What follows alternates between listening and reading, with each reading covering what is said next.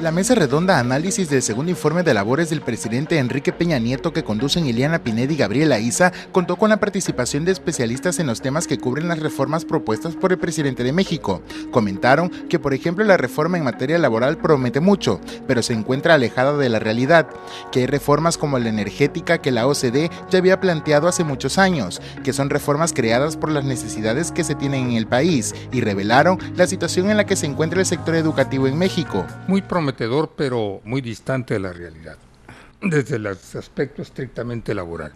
Se decía que eran muy rígidas las reglas que venían regulando esta relación y que debía ser menos rígido, más flexible, para permitir contrataciones y que esto elevara el empleo y la calidad del trabajo.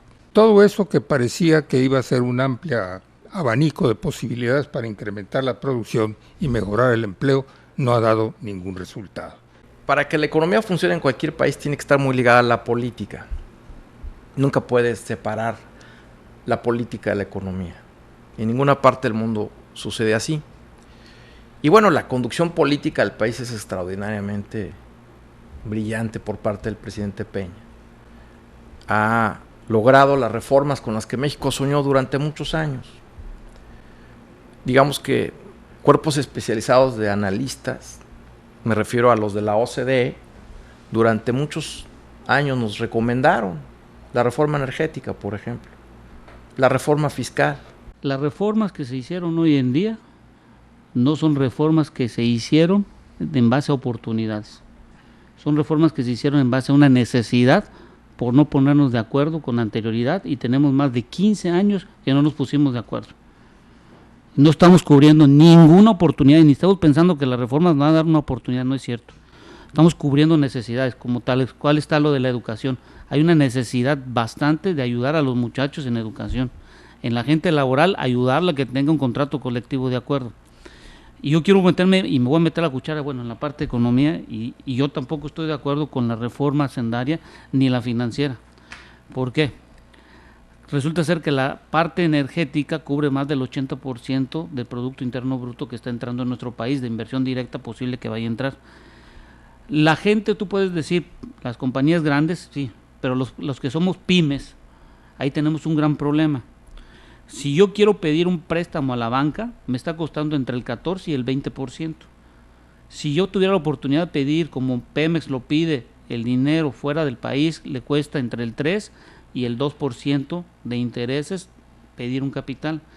Si yo soy una pyme aquí en Tabasco, me está costando casi el 14, el 20, y si es una empresa que me va a prestar un dinero hasta el 22% de tasa, y eso, para que yo pueda desarrollarme dentro de una economía que está en crecimiento, no voy a poder. Los inversionistas de alto capital, que son los que van a venir y que tienen el poder adquisitivo y el capital y flujo de efectivo, ellos sí podrán hacerlo. Pero las pymes pequeñas, que somos todos nosotros que estamos tratando de levantar un negocio dentro de la industria y ser proveedores, vamos a tener un gran problema mientras la banca no la forcemos a que sus intereses estén por debajo del 5%. El dato que dieron de Calderón era de 0.4 la inversión en investigación. Ajá. Y hoy es el 1%. Bueno. En Noruega, en Noruega es del 14%. 15%. El primer mundo. Solo tenemos 20,000 gentes de investigadores. ¿Cuántos somos? No es ni una persona por cuánta gente. Yo no puedo entender eso. O sea, la inversión en educación, y se los digo yo en serio, las tabletas son muy buenas y las computadoras muy buenas, pero la educación que tenemos que hacer hoy en día debe ser desde la secundaria, que ahí empezamos el problema. Uh-huh. la parte de bachillerato y las universidades, y en las universidades, y se lo digo yo a usted, tenemos que seleccionar los tipos de carreras que se están dando por parte de la SEP. Una de las preocupaciones en el sector educativo son las escuelas y su infraestructura. Las escuelas se construían y se les entregaba al director en turno, en ese momento como responsable de la institución, y prácticamente le decían adiós, hasta nunca. No voy a poner un clavo, no voy a poner una pintura, no voy a poner absolutamente nada. ¿Y qué tenemos? Un sistema que se fue envejeciendo, que no recibió renovación en todos los aspectos de la vida. No podemos exigir a menos de 2 años de ejercicio de gobierno que tengamos un país diferente. Hay que enfocarse, dijo Ramsés Pech, en las personas que van a emplearse, ya que no salen realmente preparados. Su inglés, por ejemplo, es pésimo. El problema no radica en los que están trabajando. Debemos de pensar en el problema radica en los que vamos a emplear y los que van a entrar a la parte económicamente activa, claro, que son todos los estudiantes que hoy están en las universidades y tecnológicos. ¿Cuál es el problema que tenemos hoy en día? Número 1, y me lo van a decir, y aquí qué bueno que está la verdad, inglés. El inglés, yo lo que estoy proponiendo, y se los he dicho a todo mundo, y bueno, yo doy clases y una parte importante es que el que no pasa inglés no pasa la carrera. No, pues no. ¿Por qué les voy a decir esto? Porque el alumno que no tenga más del 20, que no sepa inglés, tiene más del 20% que pueda ser contratado hoy en día. Si no sabe inglés, o no aprende, o no habla inglés, o cada día guachumara, o lo que quieran decir, pero si no tiene un inglés más del 80% en lectura, o en comprensión, o plática, o conversación, tiene solo un 20% de que pueda ser contratado con un salario digno y bueno. El problema radica en la actitud del estudiante, aseguró Olivia Ascona, delegada de la SEP, ya que a los jóvenes no les cae el 20 de ser los mejores y prepararse para ser competitivos. Estamos ante una situación multifactorial. No es solamente señalar una sola causa o una sola situación.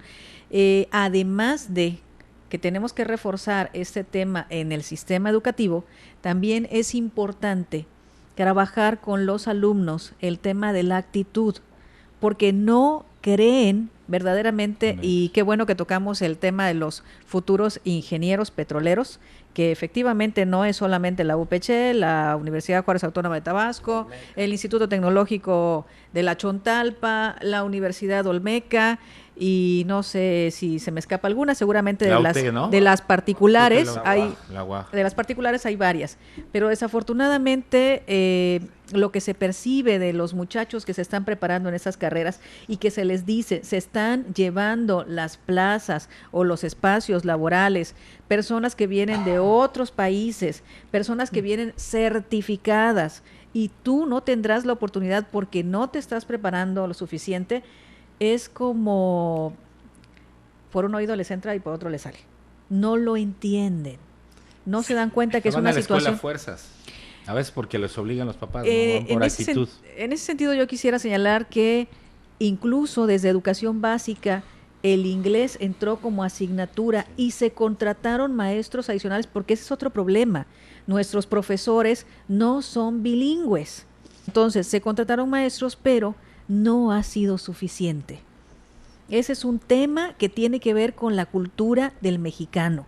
Hay una negación a aprender inglés por razones extrañas que habría que estudiar también, pero indiscutiblemente se hacen esfuerzos, pero tienen que ser esfuerzos en donde se toquen diferentes factores y no solamente el currículo o en su defecto el profesorado. Para Pablo García Félix, los cambios que se están haciendo en materia laboral son buenos, pero donde se debe poner mayor atención es en aplicación, ya que es allí donde hay fallas.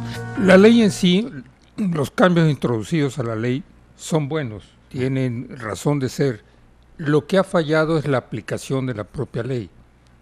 Y la falla en la aplicación ha sido producto de la indiferencia, del desinterés de los sectores que participan en el fenómeno de la producción, capital y trabajo, y del gobierno mismo. En la Ley Federal del Trabajo hay disposiciones que obligan, por ejemplo, al gobierno federal, a la Secretaría de Educación de Trabajo, echar a andar el famoso Sistema Nacional del Empleo. Eso es una letra muerta en la práctica, no existe eso. Ramsés Pech realizó un análisis de los enfoques abordados en la reforma hacendaria, laboral, fiscal y energética, donde destacó es de importancia la inversión directa del extranjero para que México igual pueda invertir. La reforma energética y las leyes secundarias no es un modelo operativo de gestión de los hidrocarburos, es un modelo económico que es la base fundamental para la entrada de inversión directa para el crecimiento del país, solo que necesita una adecuación entre la reforma hacendaria y la reforma financiera para lograr un crecimiento. Yo sí auguro más del 3%, siempre y cuando haya una modificación en la reforma hacendaria, financiera y laboral. ¿En qué sentido?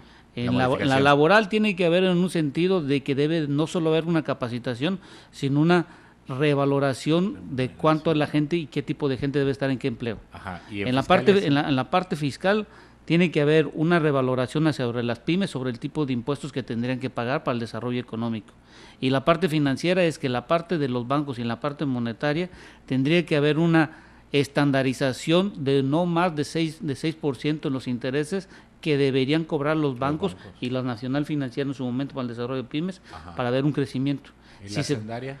Y la hacendaria es que los impuestos, y yo me voy a traer lo que voy a decir y es mi opinión, es si tenemos 6 de 10 gentes que trabajan, 6 están en la parte de informalidad, creo que deberíamos de ir pensando ya en analizar el porcentaje del IVA en todos los productos, pues sí, y bajar con esto el ISR al bajo del 20%. Sí, porque si yo le cobro a todos el IVA, vamos a tener un crecimiento.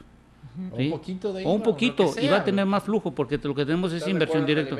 La polémica de la energética es, no hemos invertido desde hace más de 30 años, y no lo vamos a poder hacer sin el dinero de la inversión directa de otros países, o de otras gentes a nivel nacional. Es simplemente eso. Y si no entra dinero fresco, olvidémonos que vamos a tener un crecimiento. ¿Vale? Eso es lo que va a pasar. Y el dinero fresco no va a venir de aquí, de adentro, porque está muy caro los intereses, va a venir de fuera. ¿Vale? Entonces lo que tenemos que pensar es, reforma energética, hacendaria y educacional y todo eso es un conjunto de oportunidades que pasaron y están cubriendo todas estas necesidades de corto plazo, ni de medio ni de largo plazo, corto plazo. La delegada de la Secretaría de Educación Pública, Olivia Ascona, aseguró que en las decisiones que se están tomando lo fundamental es la educación. La educación es verdaderamente fundamental para el desarrollo de los individuos y de la nación.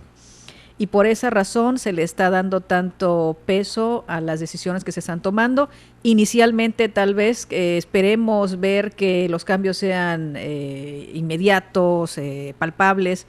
Sin embargo, como bien se señaló aquí, estamos remando contra la corriente de muchos años de abandono, de muchos años de quizá de no haber hecho las cosas no solamente oportunamente, sino de la manera más correcta, y estamos pagando esa factura. Sin embargo, creemos que todavía tenemos el tiempo para que después de este recuento de daños, hagamos orientemos de mejor manera la educación de este país. Para finalizar, Juan Carlos Reyes aseguró que los cambios se están viendo y son buenos, por lo cual hay que ser optimistas y estar contentos. Nos va a ir bien, aseguró. Debemos estar contentos y satisfechos, optimistas, esperanzados de que las cosas vienen mejor. Como les dije, ahí están los resultados ya palpables ahorita. Tenues, pero ahí está la economía ya creciendo. La inversión extranjera directa va a terminar este año con un alza importante que nos va a traer competitividad, nos va a traer desarrollo. La educación obviamente es muy importante para lograr la competitividad. El tema de los salarios mínimos sí es muy delicado porque ya lo hemos vivido en México, cuando el presidente Echeverría de manera unipersonal aumentaba los salarios. Lo único que hacía es provocar inflación. Cuando hay inflación, quien más sufre es el asalariado y el que menos recibe, porque le suben los precios. Es muy bonito decir que se aumente el salario, pero al día siguiente los comerciantes van a aumentar el precio de los productos. El tamaño de su diente. Y entonces, ¿qué va a suceder? Que el trabajador al final sale lastimado. El tema de la reforma energética es una gran reforma histórica, más grande que el Tratado de Libre Comercio que impulsó el presidente Salinas. Y yo creo que la economía va a crecer arriba del 3.5 el próximo año. Informó para Radio Fórmula Tabasco, Abimael Méndez.